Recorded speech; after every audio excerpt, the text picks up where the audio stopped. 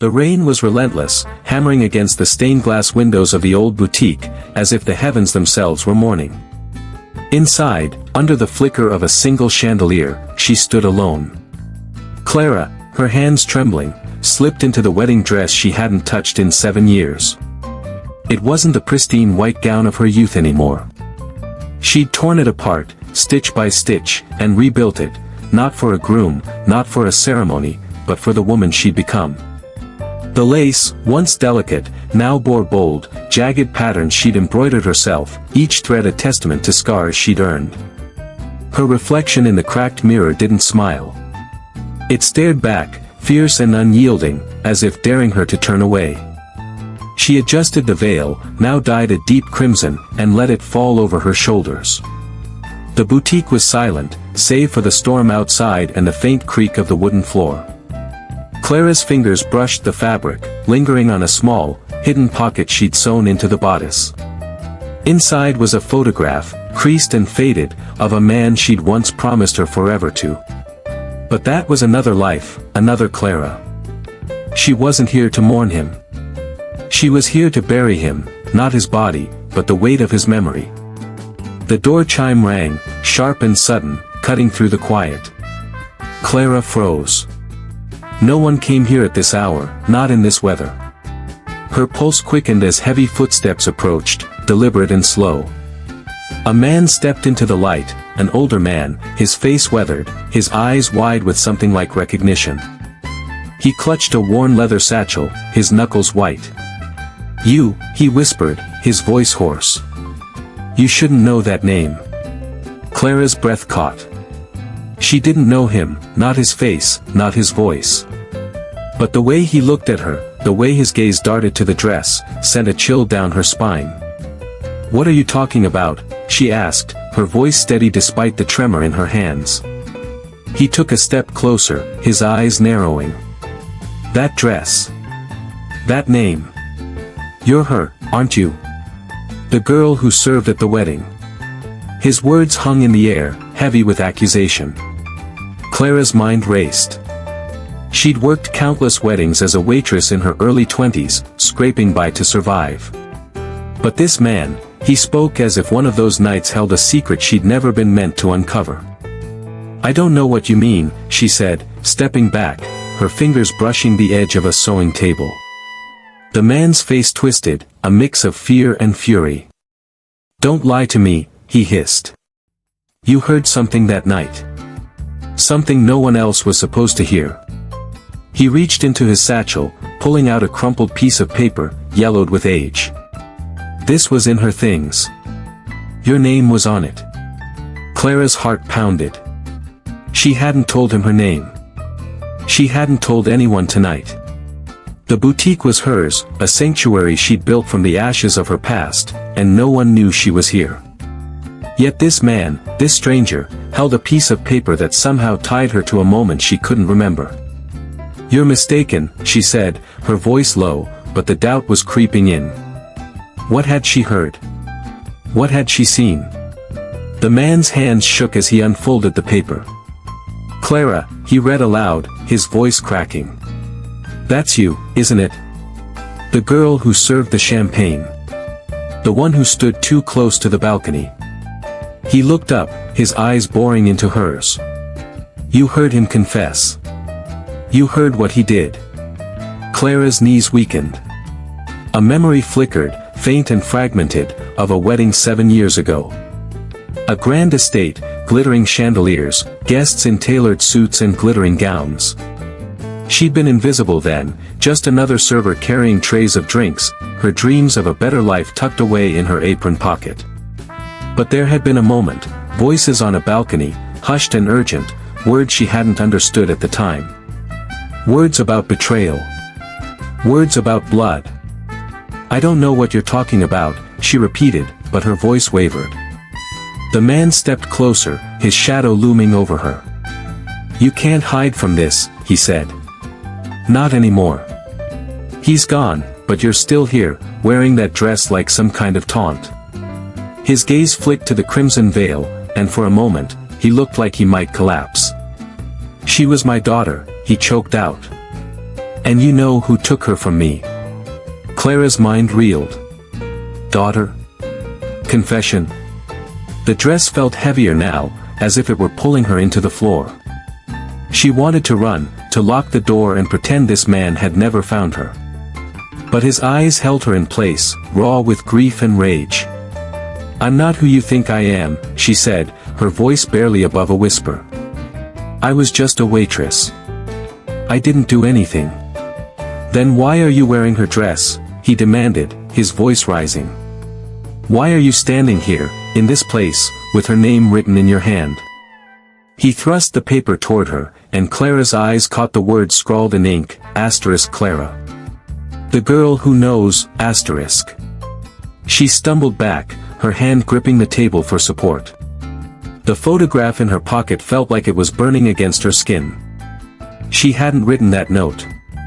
She hadn't known anyone's daughter. But the man's words were unraveling something inside her, something she'd buried deep. The wedding. The balcony. The man she'd loved, the one who'd promised her a future, only to vanish without a word. Could he have been involved? Could she have heard something that night, something she'd dismissed as meaningless? The storm outside roared louder, thunder shaking the walls. Clara's eyes darted to the door, then back to the man. Get out, she said, her voice trembling with a mix of fear and defiance. You're wrong about me. I don't know anything. But he didn't move.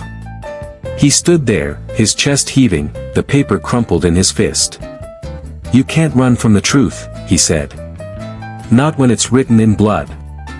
He turned, his footsteps heavy as he walked toward the door.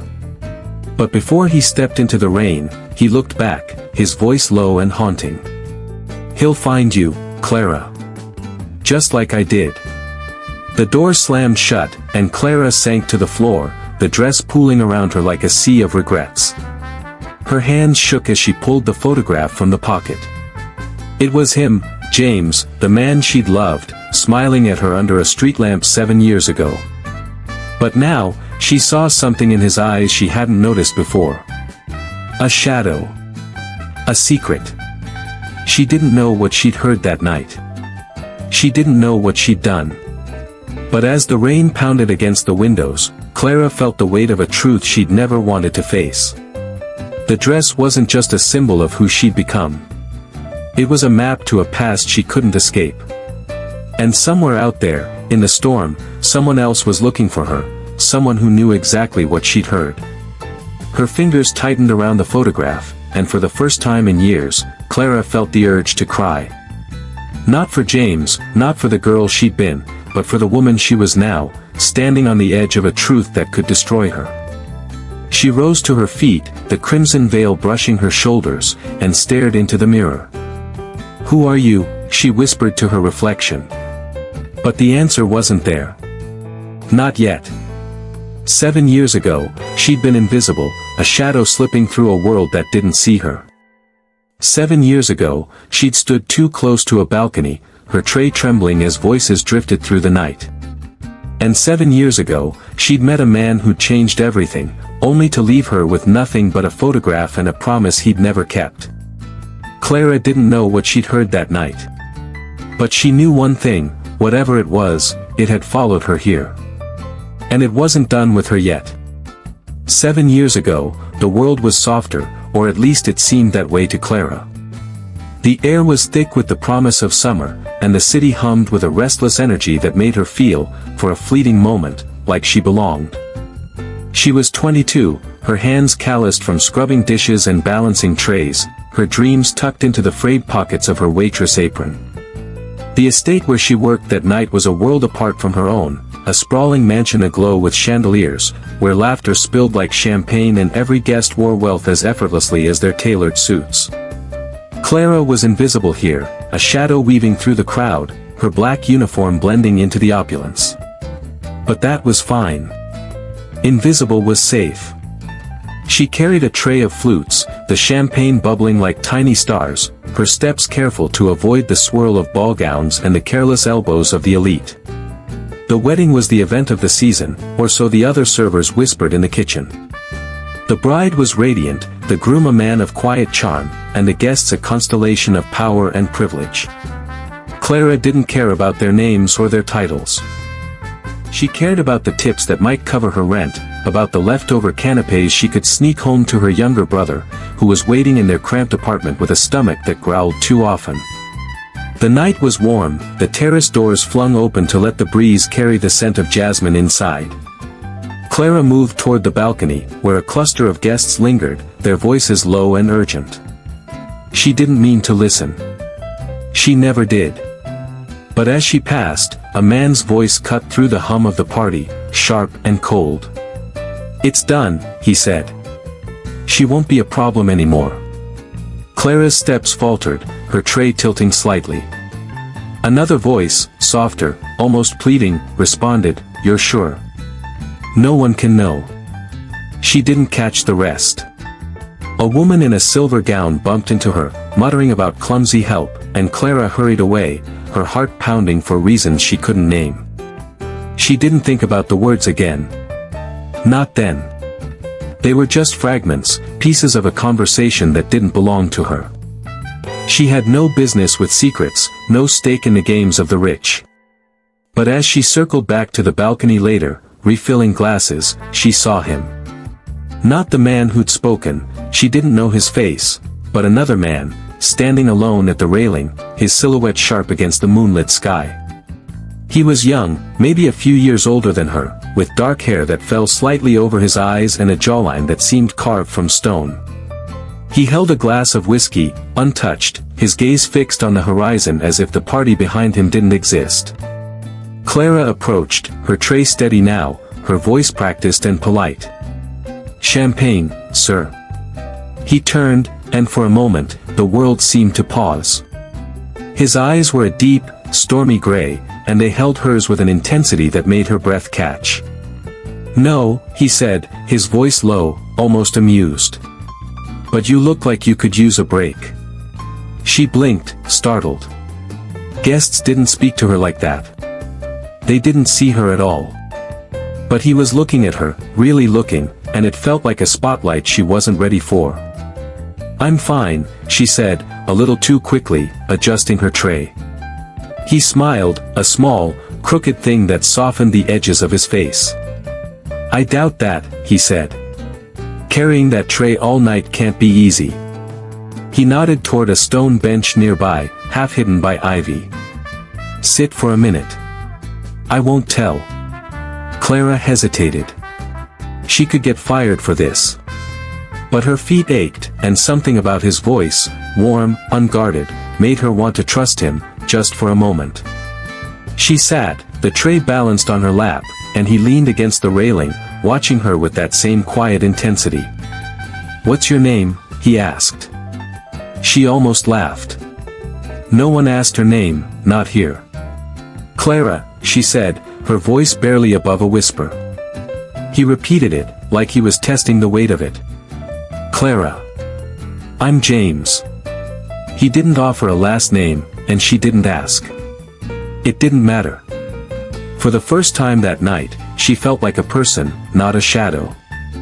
They talked, though she couldn't remember later what about.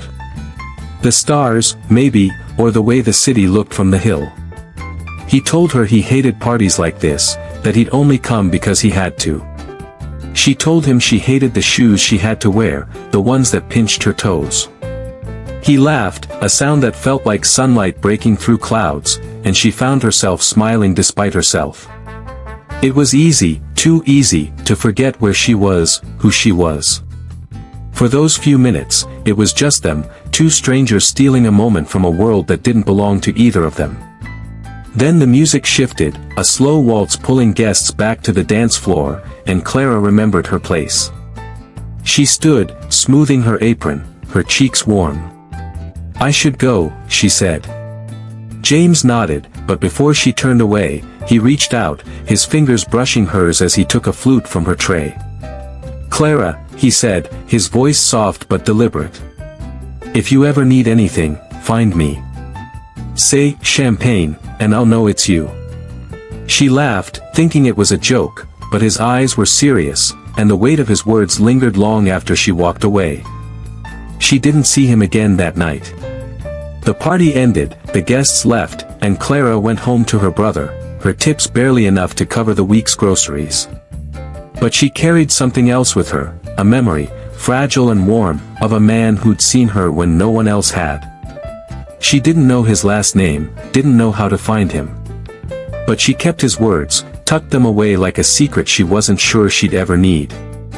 The balcony conversation, the voices she'd overheard, faded into the background. They were nothing, she told herself, just the idle talk of rich men with too much power. She didn't connect them to James, didn't think to. Why would she? He was just a stranger, a fleeting moment in a life that didn't allow for dreams. But as she lay in bed that night, staring at the cracked ceiling of her apartment, she couldn't shake the feeling that something had shifted. Something had begun. She didn't know then that the man on the balcony wasn't just a guest. She didn't know that the words she'd heard weren't idle. And she didn't know that James, with his crooked smile and stormy eyes, was tied to a secret that would one day find her again, in a boutique under a storm, wearing a dress she'd redesigned not for love, but for survival. All she knew was that for one night, she'd felt seen. And that was enough to carry her through the years that followed, through the heartbreak, the loss, and the woman she'd become. But the past, like the rain, has a way of seeping through the cracks. And 7 years later, as Clara stood in her boutique, the photograph of James burning in her hand, she realized that night hadn't been the end. It was the beginning. And whatever she'd heard, whatever she'd seen, it was coming for her now. Clara's life wasn't built for dreams. It was built for survival, for stitching together the frayed edges of days that never quite fit. 7 years ago, after that night on the balcony, she returned to her world, a world of damp plaster walls and flickering fluorescent lights, where the air smelled of mildew and the future felt like a luxury she couldn't afford. Her apartment was a single room, shared with her younger brother, Ethan, who was 16 then, all sharp elbows and quiet hunger. The city pressed in around them, its noise a constant reminder of how small their place in it was. Clara worked 3 jobs, waitress at weddings, cleaner at a motel, barista at a corner cafe where the coffee was bitter and the tips were worse. Every dollar she earned went to Ethan's school fees, to the medicine he needed for his asthma, to keeping the lights on. There was no space for her own wants, no room for the memory of a man named James and a promise made under starlight. The apartment was a battlefield of necessity. A sagging couch doubled as Clara's bed, a curtain rod served as a closet, and the kitchen counter was a graveyard of chipped mugs and half-empty cereal boxes. Ethan, with his lanky frame and tired eyes, would sit at the wobbly table, his textbook spread out under a lamp that buzzed when it got too hot. Clara would come home after a double shift, her feet throbbing, her hands raw from bleach, and find him there, scribbling equations or reading novels he'd borrowed from the library. "You don't have to do this," he'd say sometimes, his voice low, ashamed. "I can drop out, get a job." But Clara would shake her head, forcing a smile. "You're going to college," she'd tell him. "That's the deal." It was a promise she'd made to their mother before she passed, a vow carved into her bones. Nights were the hardest. When Ethan was asleep, the apartment felt too quiet, the weight of the day settling into Clara's chest.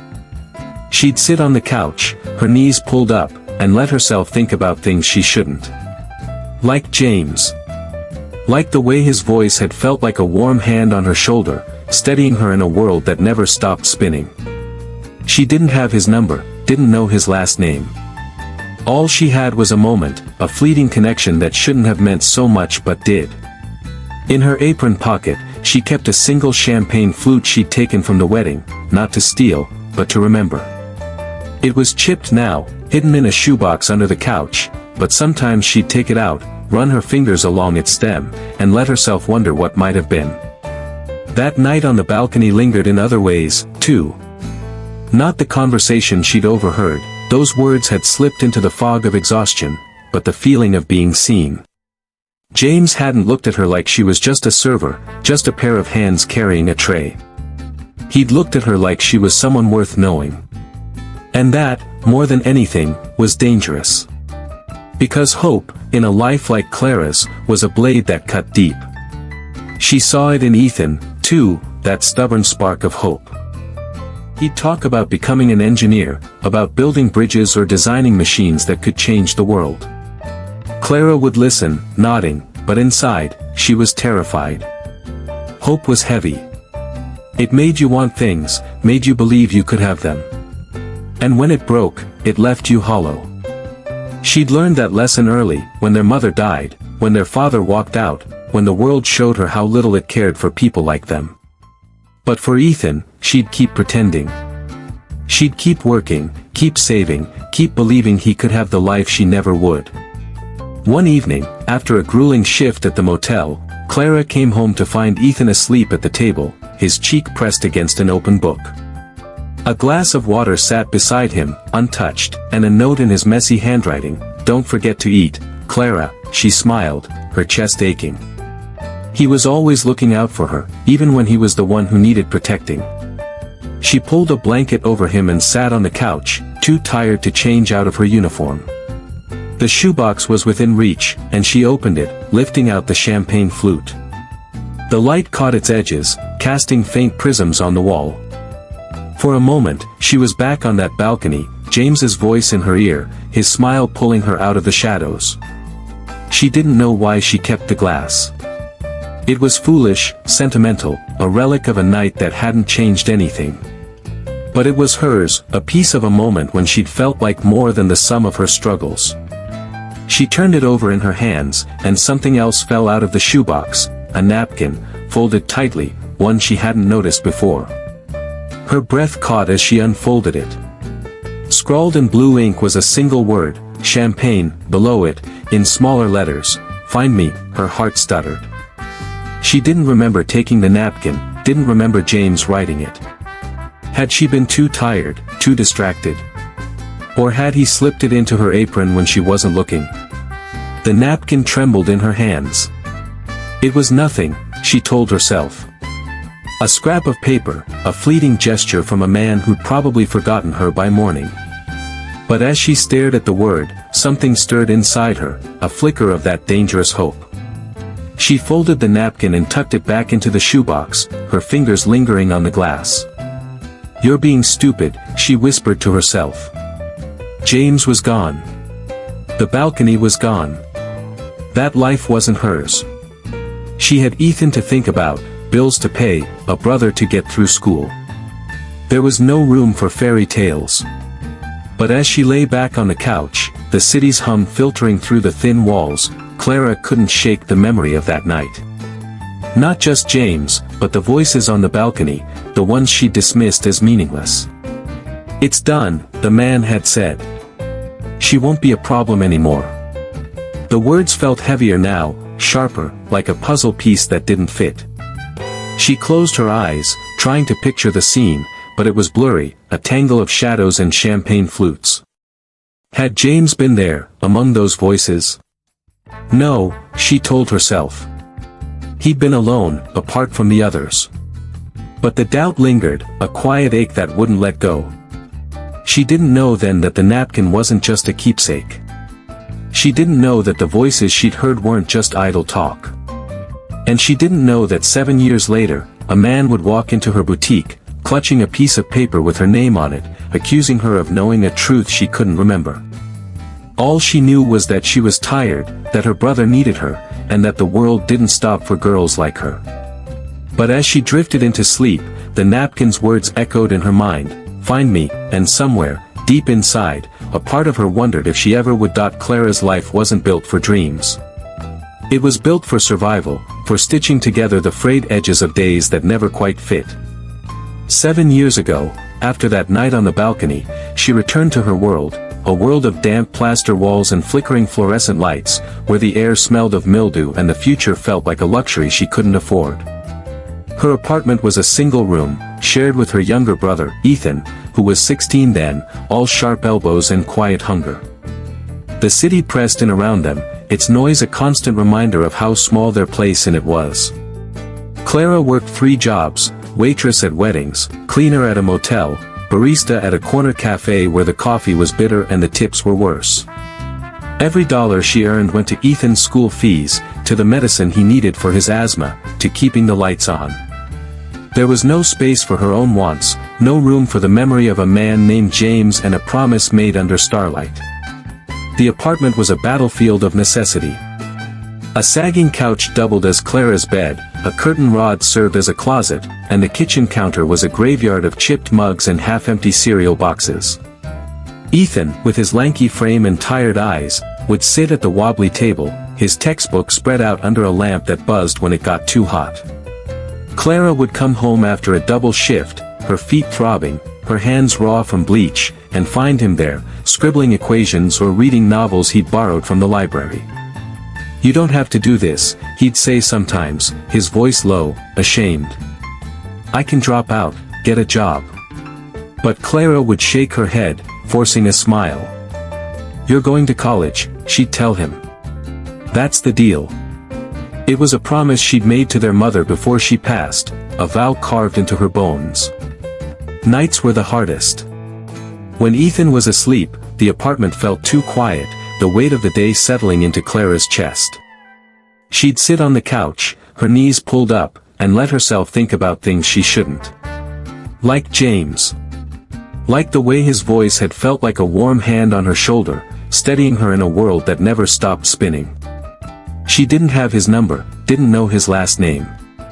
All she had was a moment, a fleeting connection that shouldn't have meant so much but did. In her apron pocket, she kept a single champagne flute she'd taken from the wedding, not to steal, but to remember. It was chipped now, hidden in a shoebox under the couch, but sometimes she'd take it out, run her fingers along its stem, and let herself wonder what might have been. That night on the balcony lingered in other ways, too. Not the conversation she'd overheard, those words had slipped into the fog of exhaustion, but the feeling of being seen. James hadn't looked at her like she was just a server, just a pair of hands carrying a tray. He'd looked at her like she was someone worth knowing. And that, more than anything, was dangerous. Because hope, in a life like Clara's, was a blade that cut deep. She saw it in Ethan, too, that stubborn spark of hope. He'd talk about becoming an engineer, about building bridges or designing machines that could change the world. Clara would listen, nodding, but inside, she was terrified. Hope was heavy. It made you want things, made you believe you could have them. And when it broke, it left you hollow. She'd learned that lesson early, when their mother died, when their father walked out, when the world showed her how little it cared for people like them.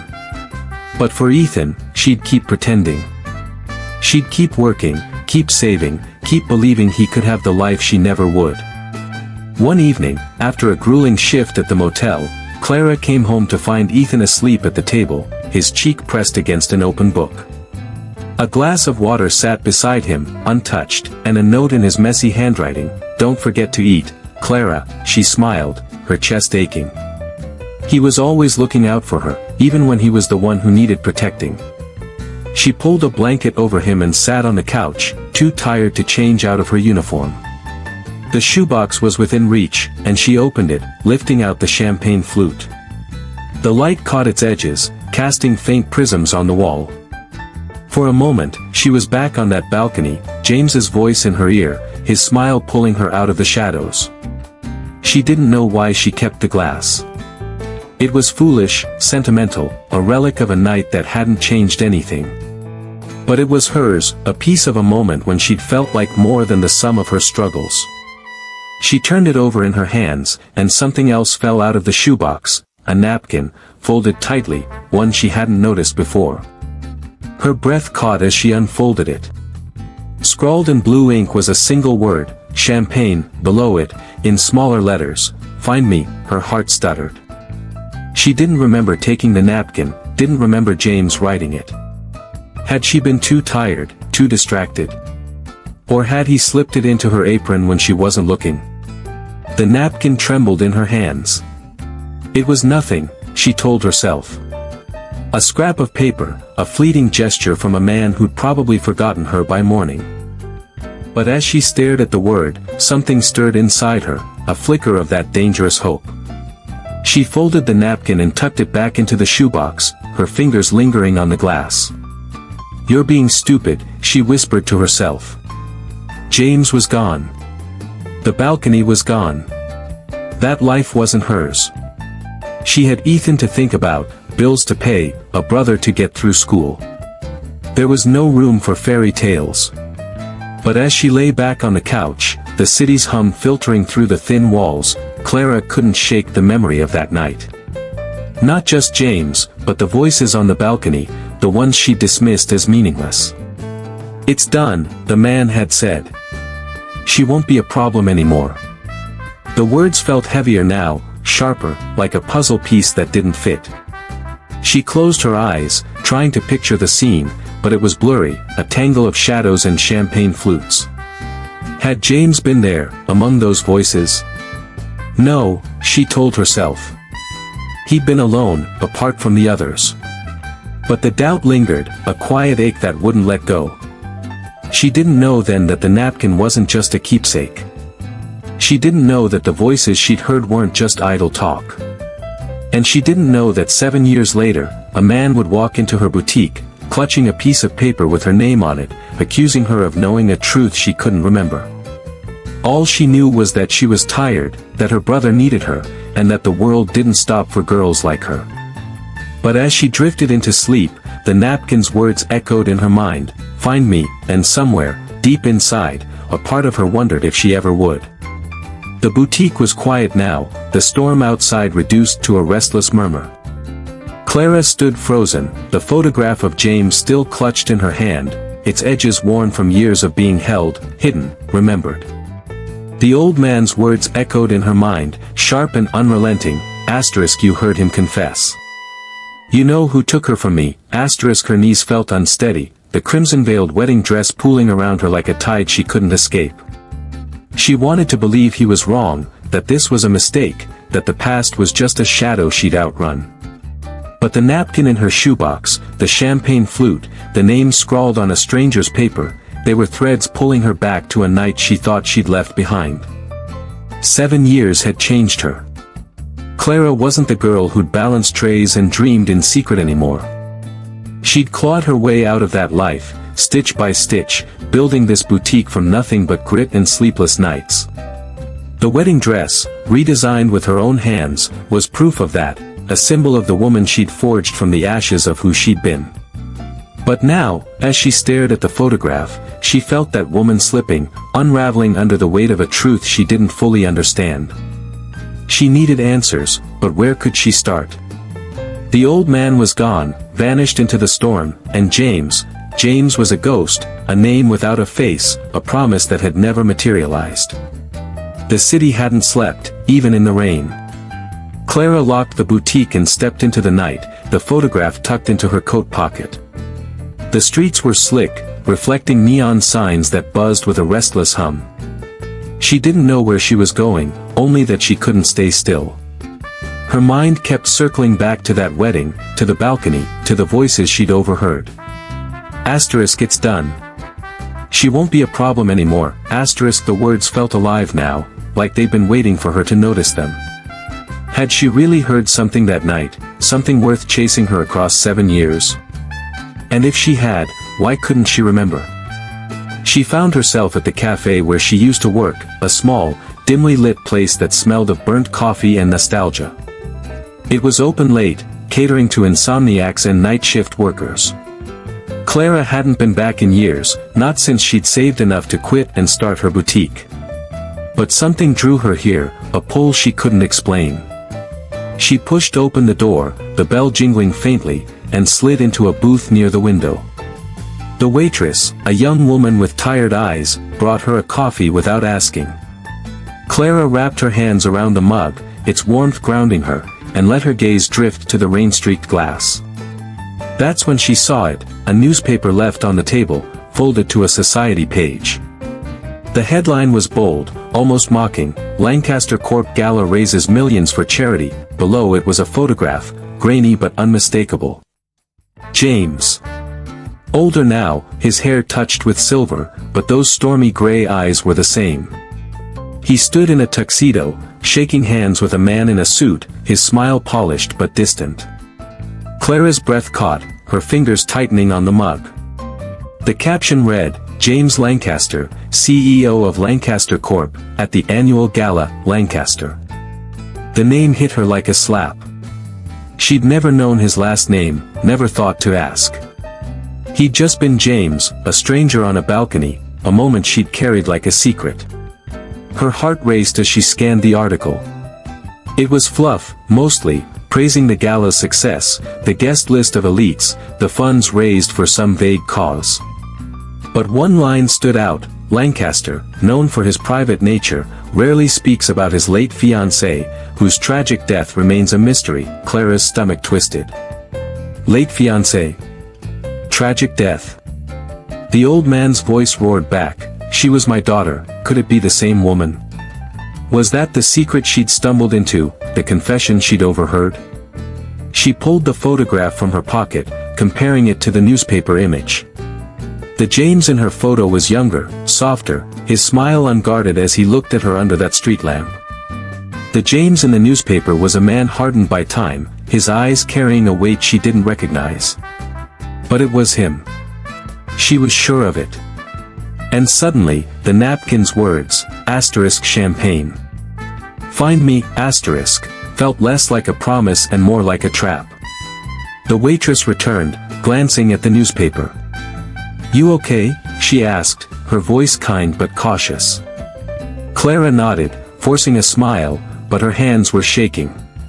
Do you know him? She asked, pointing to James's photo. The waitress squinted, then shrugged. Not really. He's some big shot, right? Comes in here sometimes, late at night. Always alone. Tips well, though. Clara's pulse quickened. He comes here. The waitress nodded. Yeah, maybe once a month. Orders a whiskey, sits in that corner. She pointed to a booth across the room, shrouded in shadow. Doesn't talk much. Clara's mind spun. James, here, in the same cafe where she'd poured coffee and counted tips 7 years ago. It couldn't be a coincidence. Or could it? She wanted to ask more, but the waitress was already moving to another table, leaving Clara alone with her thoughts. She stared at the newspaper, then at the photograph, her fingers tracing the edges of James's face. What had happened to him? What had happened to her, the fiancé the article mentioned? And why did that old man think Clara knew something about it? She paid for her coffee and stepped back into the rain, her coat pulled tight against the wind. The city felt different now, like it was watching her, waiting for her to make a move. She walked past the gala venue mentioned in the article, a towering glass building that gleamed even in the storm. The lights were off, the event long over, but Clara lingered, her eyes scanning the entrance as if James might appear. He didn't. Of course he didn't. But as she turned to leave, something caught her eye, a flyer taped to a lamppost, half torn by the rain. It was for the gala, and at the bottom, in small print, was a contact name, Margaret Ellis, event coordinator. Clara's breath hitched. Margaret. She remembered her, vaguely, from the wedding 7 years ago. A stern woman with a clipboard, always barking orders at the staff. Could she know something? Could she remember Clara, the invisible waitress who'd served champagne and overheard a conversation she wasn't meant to? It was a long shot, but it was something. Clara tore the flyer down, stuffing it into her pocket with the photograph. She didn't know what she was chasing, not yet, but she felt it, a thread, thin and fragile, connecting her to that night, to James, to a truth she hadn't asked for. As she walked away, the rain slowed, the city settling into a restless quiet. Clara glanced back at the glass building, its reflection shimmering in the wet pavement. Somewhere inside, she imagined James standing alone, his whiskey untouched, his eyes searching for something he'd lost. She didn't know if she'd find him, didn't know if she wanted to. But she knew she couldn't stop now. The past was calling, and it wasn't letting go. The morning after the storm, the city felt raw, like a wound still stinging. Clara hadn't slept. The photograph of James, the newspaper article, the old man's accusations, they churned in her mind, each piece a jagged edge of a puzzle she couldn't yet see whole. She stood in her boutique, the redesigned wedding dress hanging on a mannequin, its crimson veil catching the pale sunlight. It looked different now, less like a triumph and more like a warning. She traced the embroidered patterns, her fingers lingering on the hidden pocket where she'd kept James's photograph. The past wasn't just knocking, it was breaking down the door. Clara had called the number on the gala flyer at dawn, leaving a vague message for Margaret Ellis, the event coordinator. She didn't expect a response, not really. Margaret probably wouldn't remember her, a waitress from 7 years ago, one of dozens who'd shuffled through that wedding. But when her phone buzzed an hour later, Clara's heart lurched. "This is Margaret," the voice said, crisp and impatient. "You mentioned the Lancaster Gala. What do you want?" Clara hesitated, her throat tight. She mumbled something about catering, a lie to get a meeting, and Margaret, sounding distracted, agreed to meet at a downtown hotel that afternoon. "Make it quick," she'd said before hanging up. Now, Clara stood in the hotel lobby, her coat damp from the drizzle that had followed the storm. The space was all marble and gold, a world of wealth that still made her feel small. She clutched a folder, empty, just a prop to look professional, and scanned the crowd. Margaret appeared, older but unmistakable, her gray hair pulled into a tight bun, her eyes sharp behind wire-rimmed glasses. "You're Clara?" she asked, her tone clipped as she gestured to a table in the hotel's cafe. Clara nodded, sitting across from her, her pulse hammering. "I'm looking into catering for a future event," Clara said, the lie feeling thin even to her. Margaret raised an eyebrow, her gaze dissecting Clara like a seamstress inspecting a flawed stitch. "You don't look like a caterer," she said bluntly. "But fine. What do you need?" Clara fumbled, mentioning the gala, the Lancaster name, anything to keep the conversation going. Margaret's expression softened slightly, nostalgia creeping in. "The Lancasters always throw the best parties," she said.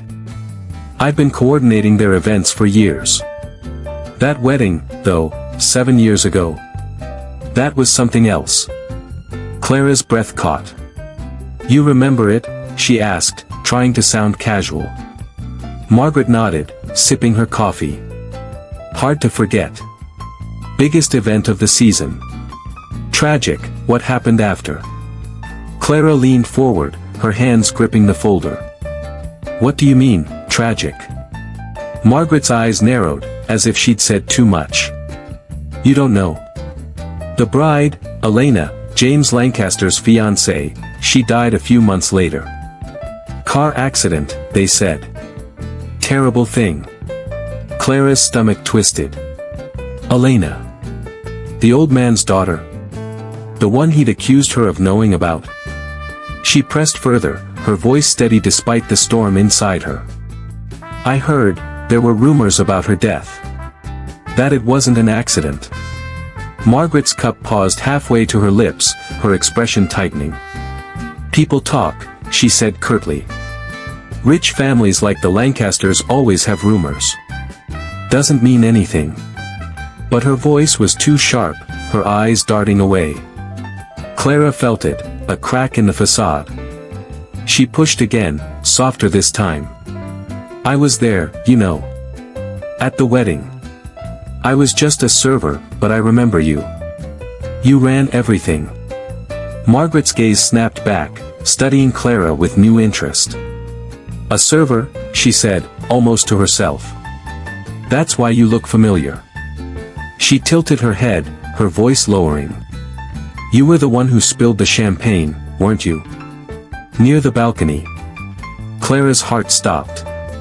She didn't remember spilling anything, but the mention of the balcony sent a shiver through her. Maybe, she said, her voice faltering. Margaret leaned closer, her tone conspiratorial. "You were lucky. That was a tense night. Too many egos, too many secrets." Clara's mouth went dry. "Secrets?" she asked, barely a whisper. Margaret hesitated, then shrugged, as if deciding it didn't matter. There was a fight, late in the evening. James and his brother, Richard. I didn't hear much, but it was heated. Something about Elena, about money. I stayed out of it. Clara's mind raced. James's brother? A fight? Was that what she'd overheard, the voices on the balcony? Asterisk, it's done. She won't be a problem anymore, asterisk. Her hands trembled, and she hid them under the table.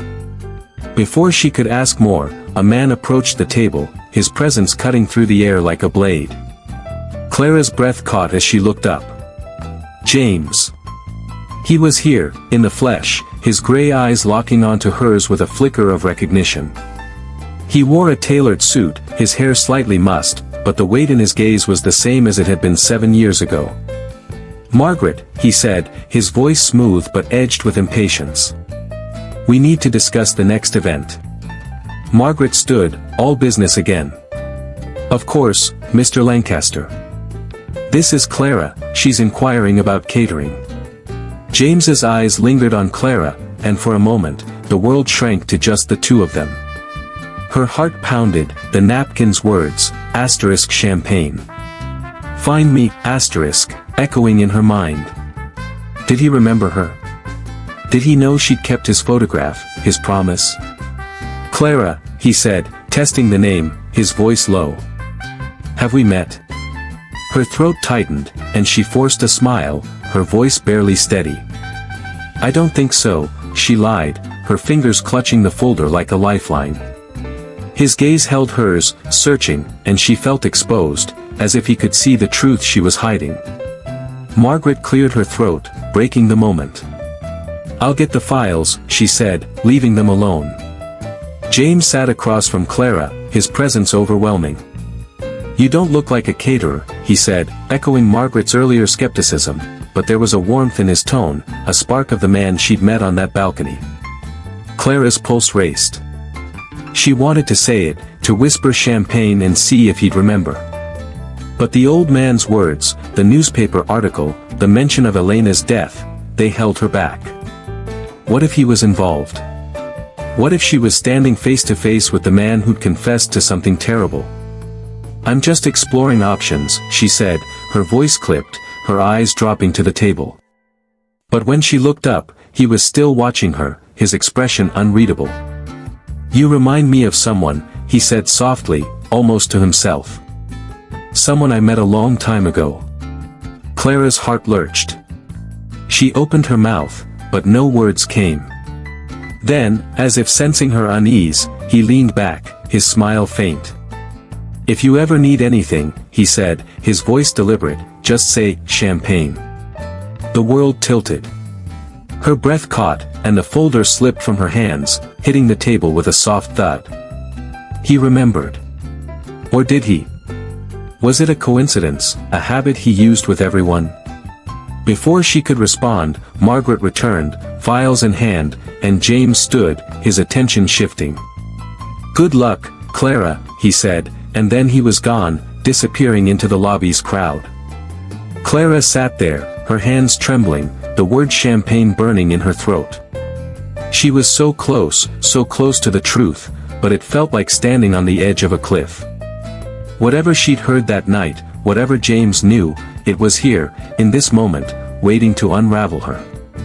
Clara's hand still shook as she left the hotel, the echo of James's voice, asterisk just say, champagne, asterisk, ringing in her ears like a melody she couldn't shake.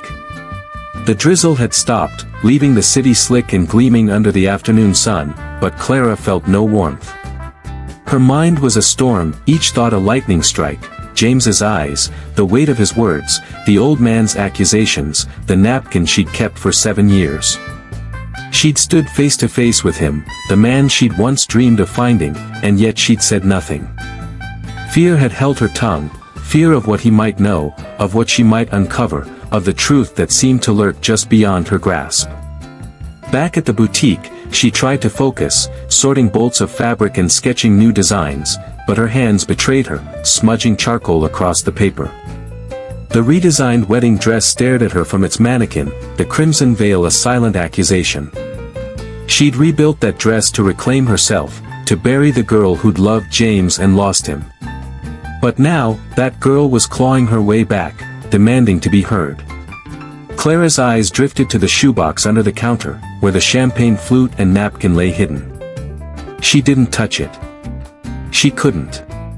Not yet. Her phone buzzed, jolting her from her thoughts. It was a text from an unknown number, Ms. Clara, this is Margaret Ellis.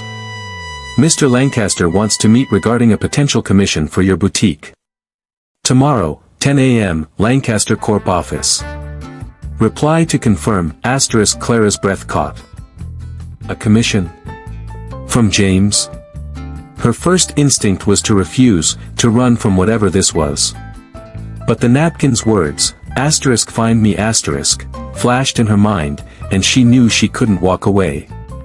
Not now, when the past was so close she could feel its breath on her neck. She typed a single word, confirmed. The next morning, Clara arrived at Lancaster Corp, a glass tower that loomed over the city like a sentinel. The lobby was a cathedral of wealth, marble floors, crystal chandeliers, air that smelled faintly of leather and ambition. She felt out of place in her simple blouse and skirt, the portfolio of her designs tucked under her arm like a shield. The receptionist, a woman with a polished smile, led her to a private elevator. Mr. Lancaster is expecting you, she said, and Clara's stomach twisted as the doors closed, sealing her in with her racing thoughts. The elevator opened to a sleek office, all glass and steel, with a view that stretched to the horizon. James stood by the window, his back to her, his silhouette sharp against the cityscape. He turned as she entered, and his gray eyes found hers, steady and searching. Clara, he said, his voice warm but measured. Thank you for coming. She nodded, her throat tight, and sat across from him at a polished oak table. Her portfolio felt heavy in her lap, a prop for a meeting she didn't fully understand. I saw your work online, James said, leaning back in his chair. Your boutique. The designs. They're remarkable.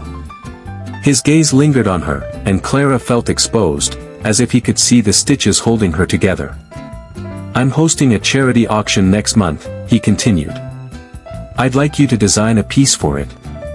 Something unique, like that dress in your window. Clara's heart skipped. The wedding dress. How did he know about it? Had he been to her boutique, watched her from the shadows? The thought sent a chill through her, but she forced a smile. I'd be honored, she said, her voice steadier than she felt. They discussed details, fabrics, timelines, the auction's theme, but the conversation felt like a dance, each word a step closer to something unspoken. James's eyes kept drifting to her hands, to the thin silver bracelet on her wrist. It was old, tarnished, a gift from her mother, but she'd worn it that night at the wedding, 7 years ago. Did he recognize it? Was that why he kept staring? Clara's pulse quickened, and she tucked her hands under the table, her fingers brushing the edge of her portfolio. As the meeting wound down, James stood, walking to a side table to pour 2 glasses of water. He handed one to her, his fingers grazing hers for a fraction of a second. The touch was electric, and Clara's breath hitched. You seem familiar, he said, his voice low, almost hesitant. More than just yesterday. Have you worked with us before? Clara's mind raced. This was her chance, her moment to say champagne, to test him, to see if he remembered. But the old man's words, you heard him confess held her back. What if he was dangerous? What if he knew she'd overheard something that night? I've worked a lot of events, she said, dodging the question, her eyes on the glass in her hands. Weddings, mostly. Years ago. James nodded, but his expression shifted, a flicker of something, recognition, maybe, or doubt. He opened his mouth to speak, but a knock at the door interrupted him. An assistant entered, handing him a folder. The auction guest list, she said, and James glanced at it, his face tightening. Clara caught a glimpse of the names, one standing out, Richard Lancaster, his brother. The one Margaret had mentioned, the one he'd fought with at the wedding. The assistant left, and James set the folder down, his movements careful. "Clara," he said, his voice softer now, "if you ever feel like there's something you need to say, I'm here." His eyes held hers, and for a moment, she saw the man from the balcony, the one who'd made her feel seen. But then the moment passed, and he was the CEO again, polished and distant. "I'll have my team send over the contract," he said, standing. "I look forward to seeing what you create." Clara nodded, her heart pounding as she gathered her portfolio. She was halfway to the door when she stopped, her hand on the handle. The bracelet glinted in the light, and she turned, her voice barely a whisper. "Do you believe in fate, Mr. Lancaster?" The question hung between them, heavy and raw. James froze, his eyes widening, and for a split second, she saw it, a spark of memory, a crack in his carefully built walls. "Sometimes," he said, his voice rough. "Why do you ask?" She didn't answer. She couldn't. The weight of that night, of the voices, of the truth she didn't fully know, pressed against her chest. Instead, she smiled faintly and left, the elevator doors closing behind her like a curtain. As she descended, her fingers brushed the bracelet, and a memory surfaced, sharp and vivid, James, 7 years ago, touching that same bracelet as they sat on the stone bench, his fingers lingering as he said her name. Clara, the way he'd said it then, the way he'd said it now, it was the same. He remembered. She was sure of it. But what did he remember? And what was he hiding? Clara stepped into the lobby, the city stretching out before her, vast and unforgiving. She was closer to the truth, closer to him, but every step felt like walking toward a fire she wasn't sure she could survive. The bracelet felt heavier now, a tether to a past that refused to let go. And somewhere, in the glass tower above, James was watching, wondering, just as lost in the shadows of that night as she was. The boutique was a sanctuary, but tonight it felt like a cage. Clara sat at her sewing table, the redesigned wedding dress looming on its mannequin, its crimson veil glowing faintly under the lamplight. Her portfolio from the meeting with James lay open, sketches scattered like fragments of a life she couldn't piece together. The bracelet on her wrist caught the light, its tarnished silver a quiet reminder of a night 7 years ago, a night that was no longer just a memory but a wound, raw and bleeding. James's words echoed in her mind, "If you ever feel like there's something you need to say, I'm here," but what could she say when she didn't even know the truth herself? The meeting at Lancaster Corp had shaken her. His voice, his eyes, the way he'd said champagne, it was all too familiar, too heavy with meaning. And then there was the guest list, the name Richard Lancaster staring up at her like a ghost. Margaret's words about the fight between James and his brother at the wedding, the old man's accusation about a confession, the newspaper's mention of Elena's death, they were threads in a tapestry Clara couldn't yet see, but she felt their weight pulling her closer to something dangerous. She needed answers, and she needed them now. Her phone buzzed, startling her. It was a voicemail from Margaret, left hours ago while Clara was lost in her thoughts. "Clara, I found something in the old event files," Margaret's voice said, clipped but urgent. "From the wedding 7 years ago. A staff roster. Your name's on it, but there's a note. I don't know what it means, but it's strange.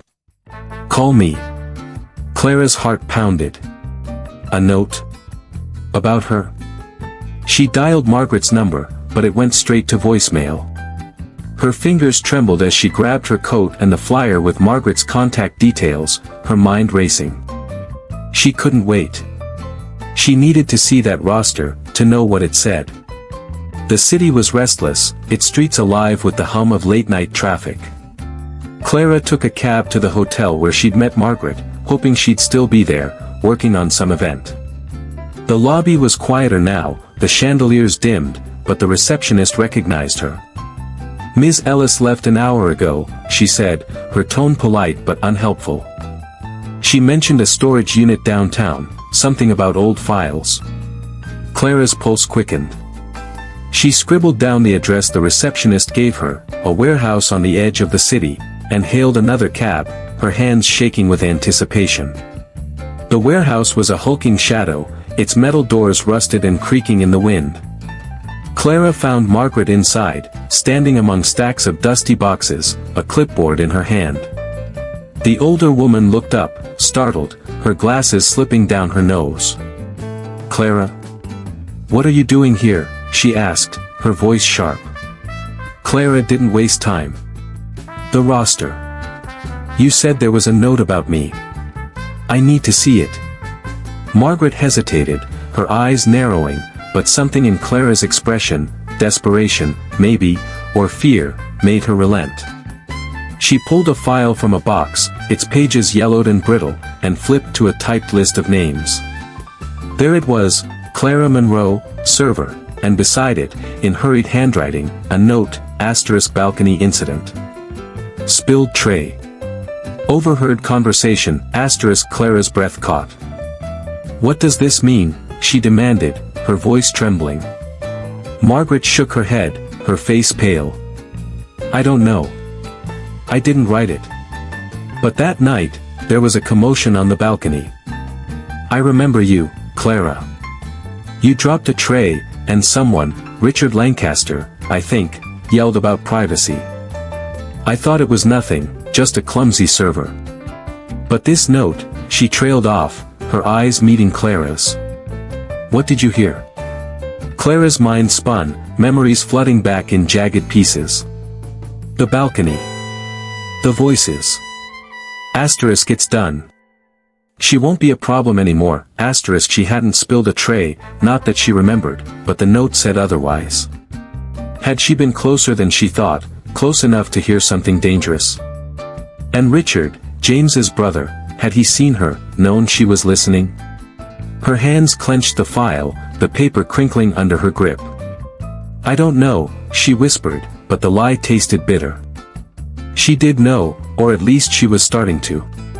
Margaret's expression softened, almost pitying. "Be careful, Clara," she said. "The Lancasters, they're not just rich. They're powerful.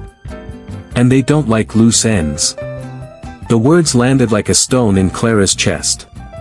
She thanked Margaret, taking a photo of the roster with her phone, and left the warehouse, the night air cold against her skin. The city felt different now, its shadows deeper, its lights sharper. She was no longer just chasing a memory. She was chasing a truth that could destroy her. Back at the boutique, Clara locked the door and sank to the floor, the photograph of James in her hands. She closed her eyes, willing the memories to sharpen. The balcony. The voices. Richard's name on the guest list, his fight with James. And Elena, the fiancée who died, whose death was no accident, according to the old man. Clara's heart raced as a new thought struck her. What if James hadn't been the one confessing that night? What if it was Richard, and James had been trying to stop him? Or worse, what if James had known all along, had protected his brother, had let Elena die? She opened the shoebox, pulling out the napkin. Champagne. "Find me, the words felt like a taunt now, a promise twisted into a trap. But there was something else in the shoebox, something she'd forgotten, a small, tarnished hairpin, its pearl chipped but still gleaming. Clara's breath hitched. She'd worn it that night, tucked into her hair, a gift from her mother. Had it fallen when she dropped the tray? Had someone, Richard, maybe, picked it up, kept it, known she was there? The thought made her skin crawl. Her phone buzzed again, a new text from Margaret, found something else. A photo from the wedding. "You're in it. Near the balcony. I'll send it tomorrow, Clara's heart stopped. A photo. Proof she'd been there, proof she'd heard something. She wanted to scream, to throw the napkin and the hairpin across the room, to burn the past and be done with it. But she couldn't. Not now. Not when the truth was so close, its edges cutting into her. She stood, her hands trembling, and looked at the wedding dress. Its crimson veil seemed to pulse, a heartbeat of her own making. "What did I do?" she whispered, her voice breaking. The boutique was silent, but the past was loud, its voices clawing at her, demanding to be heard. She didn't know what she'd heard that night, didn't know what she'd done. But she knew one thing, the truth was coming, and it was wearing James's face. And when it arrived, it would tear her apart. The boutique felt smaller now, its walls closing in as Clara stood frozen, the photograph from Margaret's text staring up at her from her phone. It was grainy, taken in the chaos of the wedding 7 years ago, but there she was, Clara, 22, her face half-shadowed, standing near the balcony with a tray of champagne flutes. Behind her, blurred but unmistakable, were two men, James, his jaw tight, and another man, taller, with a sharp profile she now knew was Richard Lancaster. The image was a knife, slicing through the fog of her memory, and with it came a truth she wasn't ready to face. She hadn't just overheard a conversation that night. She'd been seen. Her hands trembled as she set the phone down, the hairpin from the shoebox glinting beside it. The note on the staff roster, * balcony incident. Spilled tray.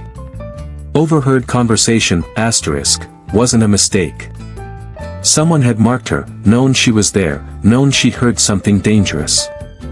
And now, 7 years later, that moment was clawing its way back, dragging her into a past she tried to bury. The old man's words echoed, relentless, * you heard him confess. You know who took her from me, * Elena, James's fiancée, Richard's victim, or was it James's? Clara's chest tightened, her breath shallow. She needed to know. She needed to face him. She found James's office number in the contract details Margaret had sent for the auction commission. Her fingers hesitated over the phone, the weight of what she was about to do pressing against her ribs. But there was no turning back. She dialed, and when his assistant answered, Clara's voice was steady, though her heart was not. I need to see Mr. Lancaster. It's urgent. Tell him it's Clara. Tell him, champagne. The assistant paused, then agreed to pass the message. An hour later, Clara was back at Lancaster Corp, the glass tower looming like a judge over her fate. James was waiting in his office, standing by the window as he had before, but this time his posture was different, tense, almost guarded. The door closed behind her, and the silence between them was heavy, charged with 7 years of unspoken truths. Clara, he said, his voice low, his gray eyes searching hers. You said, champagne. Why? Her throat tightened, the photograph burning in her pocket, the hairpin tucked into her sleeve like a talisman. She stepped closer, her hands clenched to stop their trembling. Because you told me to, she said, her voice barely above a whisper. 7 years ago, at the wedding. You said, if you ever need anything, say champagne. James's face changed, a flicker of shock giving way to something deeper, recognition, regret, maybe even fear.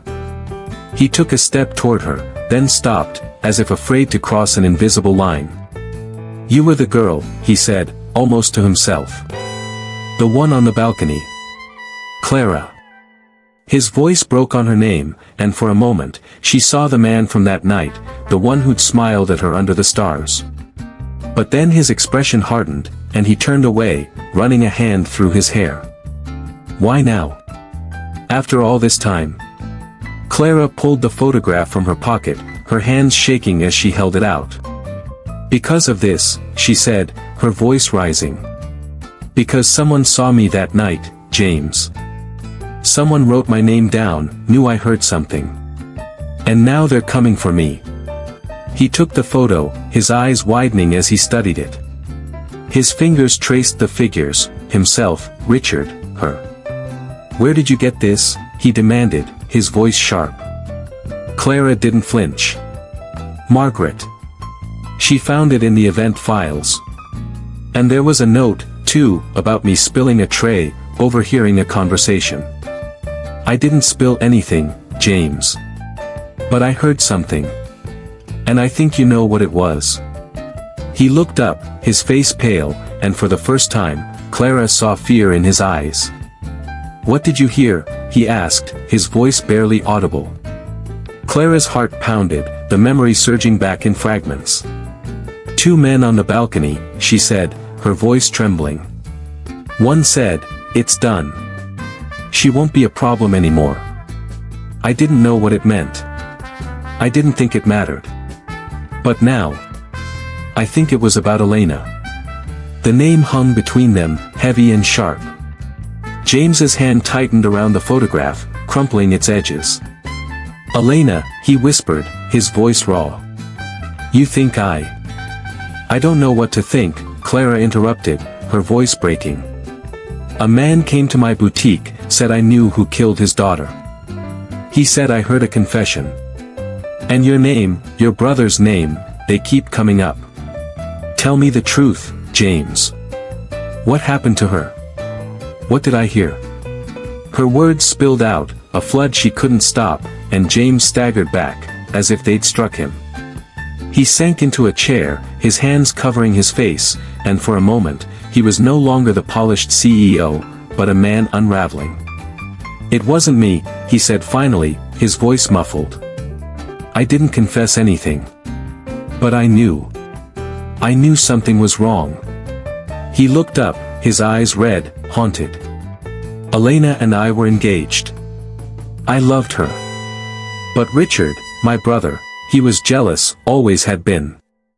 He wanted what I had, wanted her. That night, at the wedding, I heard him talking to someone, making plans. I confronted him, but he laughed it off. Then, months later, Elena was gone. A car accident, they said. But I never believed it." His voice cracked, and Clara's heart twisted, caught between pity and doubt. "Then why didn't you do something?" she demanded, stepping closer. "Why didn't you stop him?" James's hands fell, his gaze meeting hers, raw and desperate. "Because I didn't have proof. Because he's my brother. Because I was a coward." The admission hung in the air, a confession of its own. Clara's knees weakened, and she gripped the edge of the table, the hairpin in her sleeve pressing against her skin. "And me?" she asked, her voice barely a whisper. "Why am I in this? Why does someone think I know?" James stood, closing the distance between them, his eyes searching hers. "Because you were there," he said. "Because you heard him, Clara. Richard saw you, knew you were close. He's been watching you ever since, waiting for you to remember." Clara's blood ran cold. Richard. Not James. The man on the balcony, the one who'd spoken those chilling words, it was Richard. And now, 7 years later, he was still out there, still a threat. She backed away, her hands shaking. "I can't do this," she said, her voice breaking. "I didn't ask for this. I was just a waitress." She turned, grabbing her bag, the photograph falling to the floor. James called after her, his voice desperate. "Clara, wait, please." But she didn't stop. She ran, the elevator doors closing behind her, her breath ragged. The city blurred outside the glass, and as she stumbled into the street, the truth crashed over her like a wave. She'd heard Richard confess to a murder that hadn't yet happened. And now, he knew she knew. The rain had started again, soft but insistent, soaking her as she stood frozen on the sidewalk. Behind her, the tower loomed, and somewhere inside, James was grappling with his own guilt. But Clara couldn't face him, not now. The past had found her, and it wasn't letting go. She clutched the hairpin, its pearl cold against her palm, and felt the weight of a truth she hadn't wanted. Whatever happened next, she was no longer just Clara, the girl who'd redesigned her wedding dress. She was the girl who knew too much. The city was a labyrinth of light and shadow, but Clara felt like she was running in circles. The rain had soaked her through, her coat heavy, her shoes slipping on the wet pavement as she fled from Lancaster Corporation. James's voice echoed in her mind, asterisk, "It wasn't me. It was Richard, asterisk," each word a stone sinking into her chest. She'd wanted the truth, but now that she had it, it was too much, too heavy. Richard Lancaster, the man whose voice she'd heard on the balcony 7 years ago, had killed Elena, James's fiancée. And Clara, the invisible waitress, had heard him confess before the crime was even committed. Now, he knew she knew, and the old man, Elena's father, had found her, too. The past wasn't just chasing her. It was closing in. She stumbled into her boutique, locking the door behind her, her breath ragged. The redesigned wedding dress stood on its mannequin, the crimson veil a silent witness to her unraveling. Clara sank to the floor, her back against the counter, the hairpin still clutched in her hand. Its pearl gleamed faintly, a relic of a night that had changed everything. She closed her eyes, trying to shut out the truth, but it was relentless, painting itself across her mind in vivid strokes. Richard's voice, "It's done. She won't be a problem anymore," the photograph of her near the balcony. The note on the roster. The old man's grief-stricken face. And James, who'd loved Elena, who'd failed to stop his brother, who'd looked at Clara with eyes that begged for forgiveness she wasn't sure she could give. Her phone buzzed, a new text from an unknown number, "Clara, it's James. Please, let me explain. Meet me at the cafe on 5th. I'll wait, her heart lurched. She wanted to ignore it, to delete the message and pretend none of this had happened. But the napkin in her shoebox, the one with champagne. "Find me," scrawled in his handwriting, burned in her memory. She'd carried it for 7 years, a piece of him she couldn't let go. And now, he was asking her to face him again, to step back into a story she wasn't sure she could survive. Clara stood, her legs unsteady, and looked at the wedding dress. She'd rebuilt it to reclaim herself, to prove she was more than the girl who'd loved and lost. But now, that girl was staring back, demanding to be heard. She couldn't run anymore. Not from James, not from Richard, not from the truth. She grabbed her coat, tucking the hairpin into her pocket, and headed to the cafe. The city felt quieter now, the rain reduced to a mist, but the air was thick with the weight of what was coming. The cafe was the same one where she'd worked 7 years ago, where she'd seen James's face in the newspaper just days before. It was nearly empty, the fluorescent lights casting a harsh glow over the worn booths. James sat in the corner, the same booth the waitress had pointed out, a glass of whiskey untouched before him. He looked up as Clara entered, his gray eyes raw with something she couldn't name, guilt, maybe, or desperation. She slid into the booth across from him, her hands clasped tightly to stop their trembling. "You said you'd explain," she said, her voice low but firm. "So explain." James leaned forward, his hands gripping the edge of the table. "I didn't know, Clara," he said, his voice rough. "Not at first. That night, at the wedding, I heard Richard talking, planning something. I thought it was about business, about money. He was always scheming, always jealous. I confronted him, but he brushed me off. I should have pushed harder. I should have." His voice broke, and he looked away, his jaw tight. "When Elena died, I suspected him. But there was no proof, and he was my brother.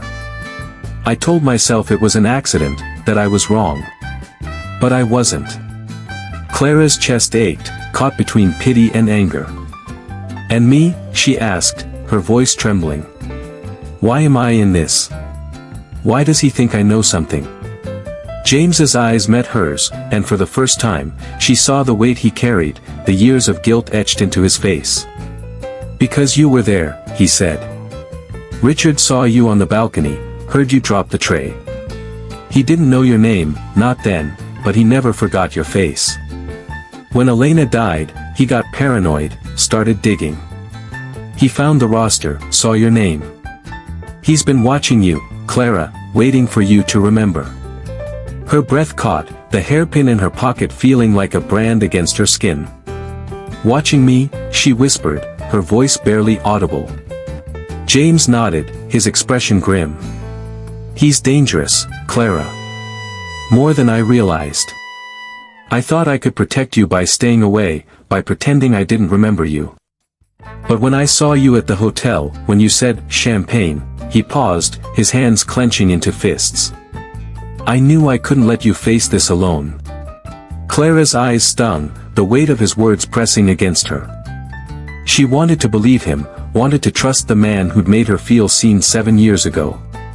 But the truth was a chasm between them, and she didn't know if she could cross it.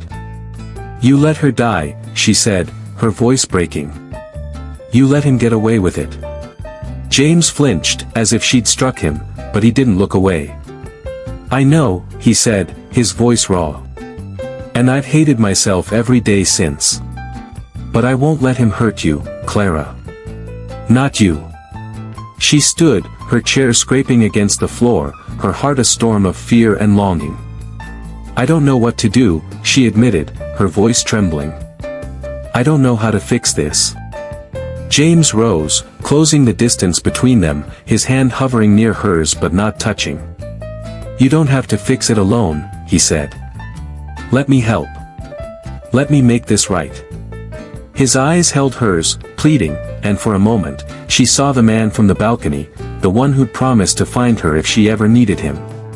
But the moment shattered as her phone buzzed again. Another text, this time from Margaret, Clara, be careful. I found another file. Richard's name is all over it. He's been tracking you for years, Clara's blood ran cold. She showed the text to James, and his face darkened, his hands clenching. He's closer than I thought, he said, his voice low. We need to move, now. But Clara backed away, her heart pounding. I need time, she said, her voice barely a whisper. I need to think. Before he could stop her, she turned and left, the cafe door swinging shut behind her.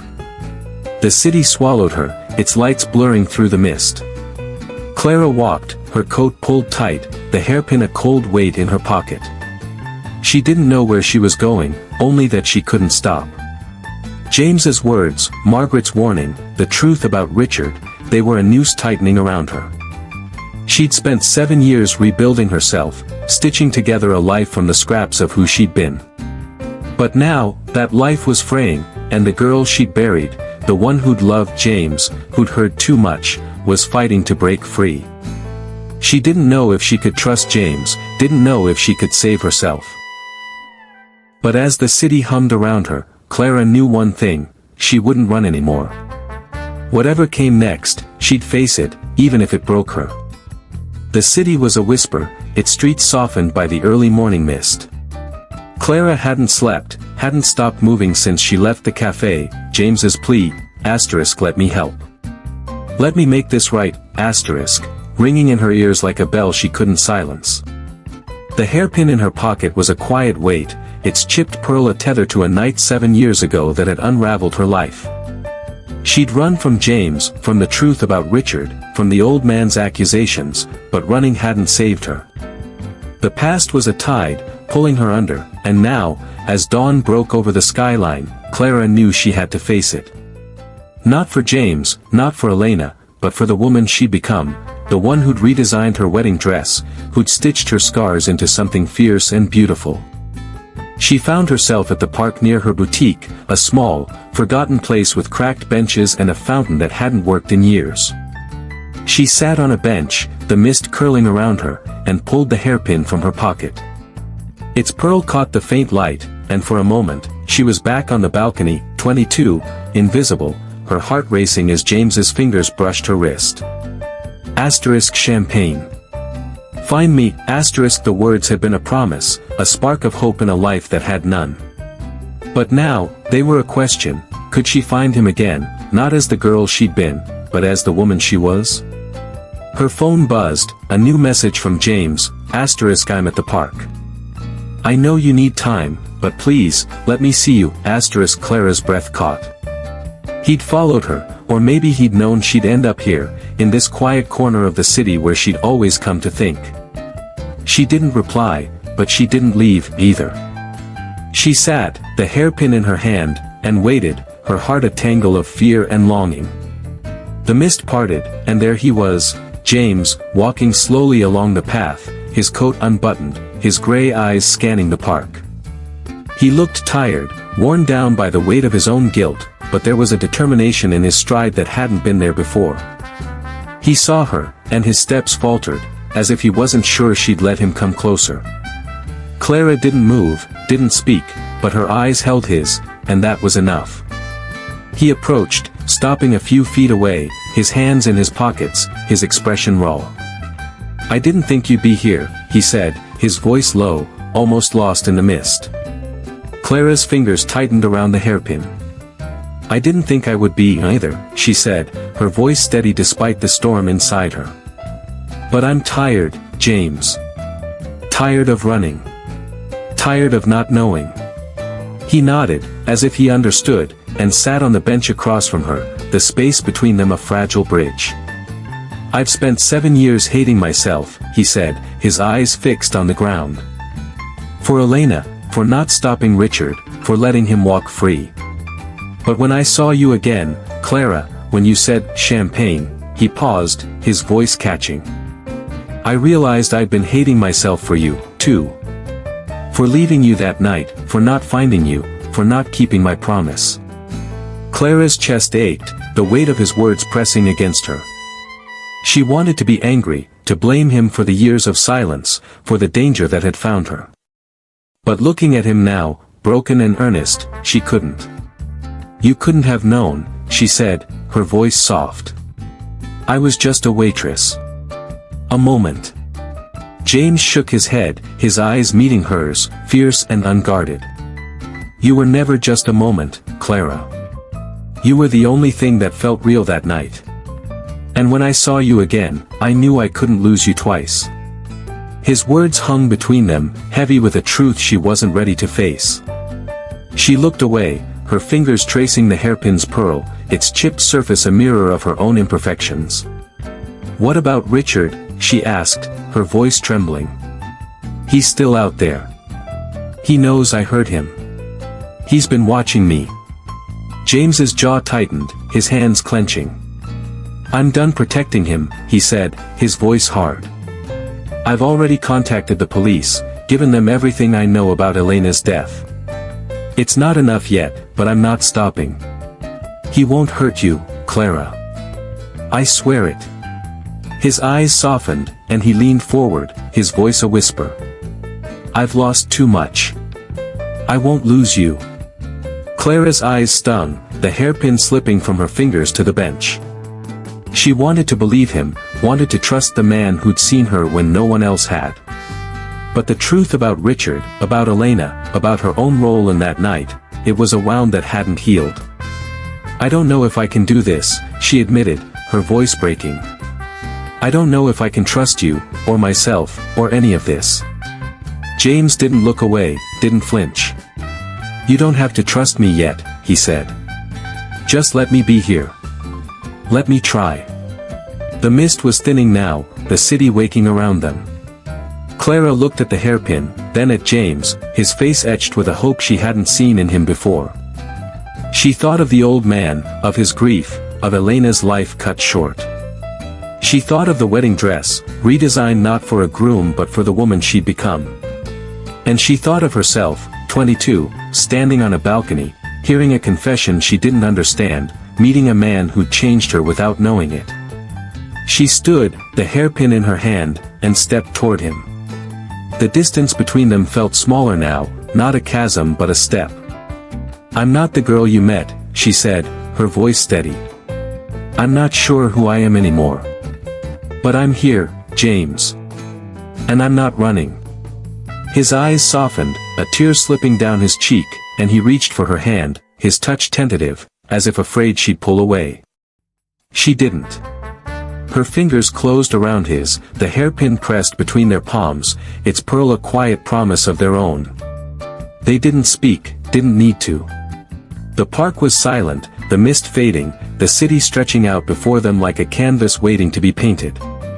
Clara didn't know what came next, whether Richard would be caught, whether the truth about Elena would ever be whole, whether she and James could rebuild something from the ashes of 7 years.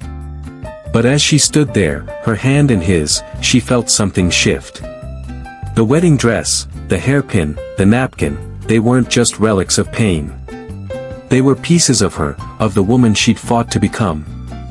The sun broke through the clouds, its light soft but steady, and Clara looked at James, his gray eyes reflecting her own resolve. "If we do this," she said, her voice quiet but firm, "we do it together." He nodded, his grip tightening on her hand. "Together," he said, and the word felt like a vow, not to the past, but to the future. The park hummed with the first sounds of morning, and Clara let herself breathe, the hairpin warm in her hand, the weight of 7 years lifting, just a little. She wasn't whole, not yet, but she was here, standing in the light, ready to face whatever came next. And for the first time, she wasn't alone.